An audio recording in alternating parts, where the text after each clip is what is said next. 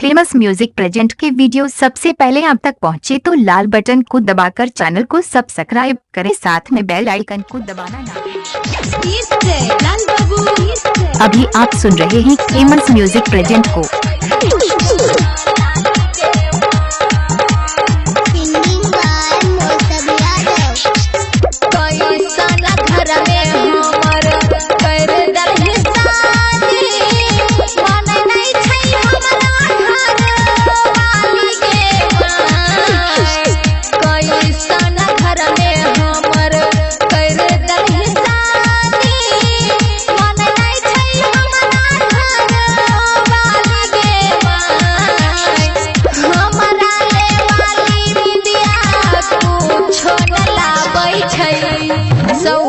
के दै छै होठ लाली गे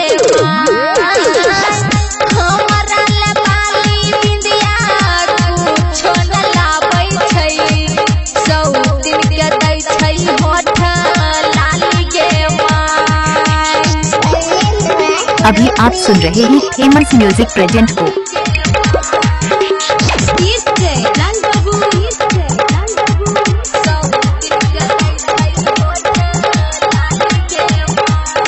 एडिट बाय अभय जी।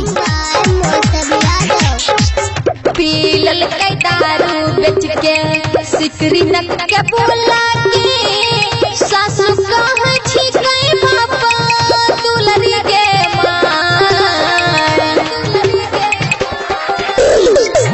पीलल के दारू बेच के सिकरी नक के बोला के सासु कह छी गई बाबा दुलरी गे। एडिट बाय अभय जी। हर जानिया सुन नहीं छौ बतिया नदी हर जानिया सुन नहीं छौ बतिया खाई छी के भैरा भैरा थाली गे हमरा ले बाली बिंदिया कुछो न लाबै छै, सौ दिन के दै छै होठ लाली गे। एडिट बाय अभय जी। अभी आप सुन रहे हैं फेमस म्यूजिक प्रेजेंट को।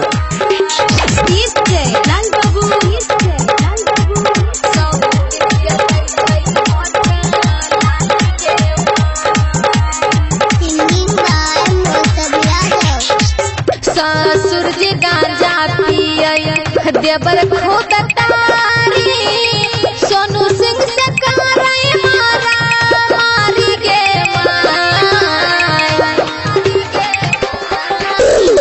ससुर जी गांजा पिए देवर खुद तारी सोनू सिंह से कराई मारा मारी गे।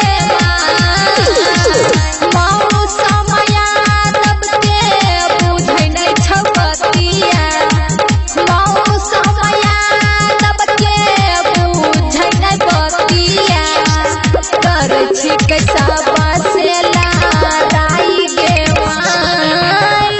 हमरा ले बाली बिंदिया कुछो लाबै छै, सौ दिन के दै छै होठ लाली गे हमरा ले बाली बिंदिया कुछो न लाबै छै, सौ दिन के दै छै होठ लाली। अभी आप सुन रहे हैं फेमस म्यूजिक प्रेजेंट को।